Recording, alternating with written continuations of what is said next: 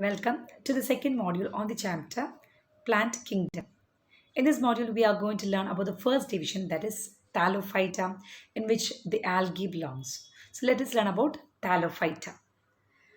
The algae are simple thalloid-like structure. Thalloid means they do not have, the body is not differentiated into root, stem or leaves. They are just a few aggregate of cells in which cells together forms tissues. So they are having a thallus-like organization.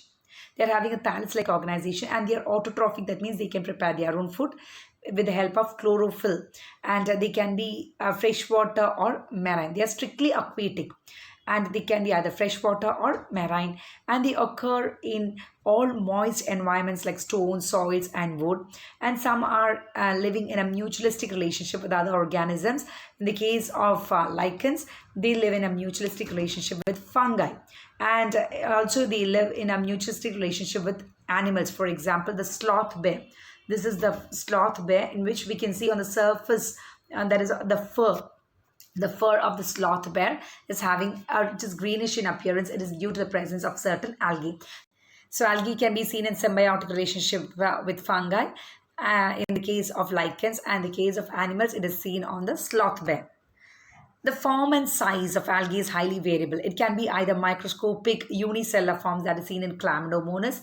It can be seen in colonial form, that is volvox, or it can be filamentous as in the case of Ulothrix or Spirogyra. So there's a great variation in its form and structure.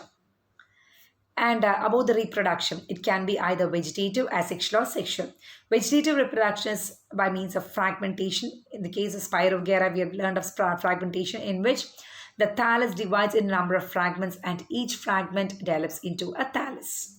The case of asexual reproduction, it is by means of spores. They are called zoospores. So spores of algae which reproduce asexually is called as zoospores, and they are flagellated. We can see flagella present on the zoospores, and these flagella bearing zoospores, they germinate to give rise to a new thallus. The case of sexual reproduction, it is by means of fusion of gametes. The fusion of gametes can be of three types. It can be isogamy, anisogamy, or it can be oogamy. What is isogamy? We can see no difference in these two gametes. That is fusion of gametes which are similar in size. Both the gametes are similar in size. So the such type of fusion of similar gametes is called as isogamy. These gametes, similar gametes, can be either flagellated or non-flagellated. Flagellated isogamy is seen in the case of Ulothrix, and the non-flagellated gametes are seen in the case of Spirogyra. Anisogamy, we can see here, there is a difference in the size of the gametes. Such a fusion of gametes which are dissimilar in size is called as anisogamy and is seen in species of Eudorina. The case of oogamy, we can see only one is flagellated, that is, it is having a motile feature, whereas the other is non-motile. And again, with regard to its size also, there is different. One gamete is larger in size and the other gamete is smaller in size. So the larger gamete, which is non-motile, is considered as a female gamete, that is the egg.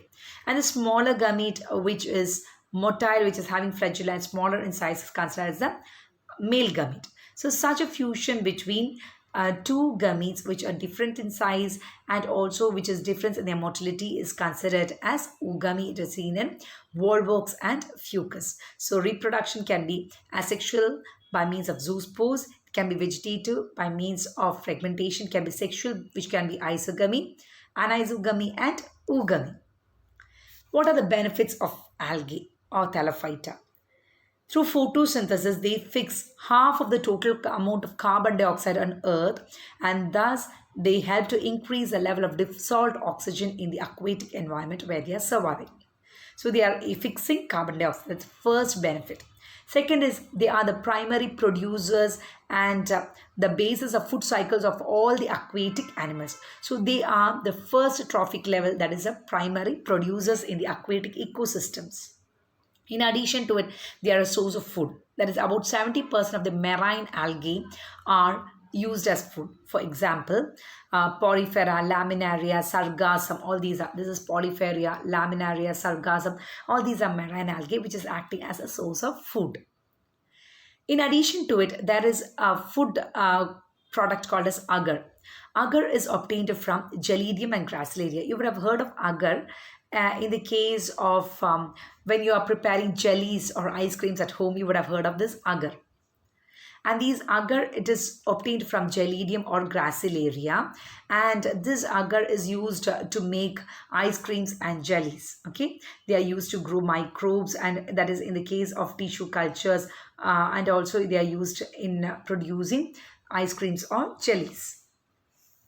The fifth benefit is that they are used as hydrocolloids, marine algae, that is brown or red algae. There are three types of algae: green, brown, or red, based on the pigments. So these brown and red algae, they produce hydrocolloids, that is water holding substance. For example, algin. Okay, algin is a hydrocolloid which is obtained from brown algae, and carrageen is a hydrocolloid which is obtained from red algae, and they are exploited commercially. The sixth benefit is that, for example, certain algae like chlorella and spirulina, they are rich in protein. So they are protein rich unicellular. They are made up of only single cell. So they are unicellular algae like chlorella and spirulina, which are used as food supplements by space travelers. So they are called as single cell protein because they are having single cell, and that single cell is enriched with protein. So they act as a food supplement for space travelers. So that's about the benefits of the algae, that is Thallophyta. This algae can be divided into three classes, that is Chlorophyceae, green algae, Phaeophyceae, brown algae, and Rhodophyceae, that is red algae, based on the differences in color. You can see the color of the different algae belong to the three classes: Chlorophyceae, Phaeophyceae, and Rhodophyceae. Now let us learn in detail about the three classes. Chlorophyceae or green algae, they are unicellular, they can be colonial, or they can be filamentous. Unicellular, that is Chlamydomonas; colonial, that is Volvox; and filamentous, that is Pyrgogyra or Ulothrix. Usually, they are grass green in color due to the pigments chlorophyll A and B. And the chloroplast, that is the chlorophyll containing plastids, chloroplast, the shape can vary. It can be discoid, plate-like, reticulate, star-shaped, ribbon-shaped, based on the species in which the chloroplast is present. And most of them, they have one or more pyrenoids. This is a chloroplast, and inside the chloroplast, they can have pyrenoids. Pyrenoids are storage bodies which contain starch, and in some cases, they also contain proteins. So they are storage bodies carrying starch and proteins. And some algae, they store food as oil droplets. So they can store the essential nutrients like proteins, oil, and also starch. And they have a rigid cell wall, which is made up of two layers, that is inner cellulose layer and outer pectose layer. So there are two cell walls, inner cellulose and outer pectose. And examples are, see, this is Chlamydomonas, then Volvox, and Ulothrix, Pyrgogyra, and Chara. All these are examples of the green algae called as Chlorophyceae. Reproduction in Chlorophyceae is by vegetative reproduction, that is by means of fragmentation or by the formation of different types of spores. Spore formation is also an asexual mode of reproduction in the case of Chlorophyceae. Asexual reproduction, as we have learned earlier, it is by means of flagellated zoospores, and these spores are produced in specialized structures called as zoosporangia. So zoosporangia are spore-bearing structures, namely the zoospores. Sexual reproduction can be isogamous, anisogamous, and oogamous.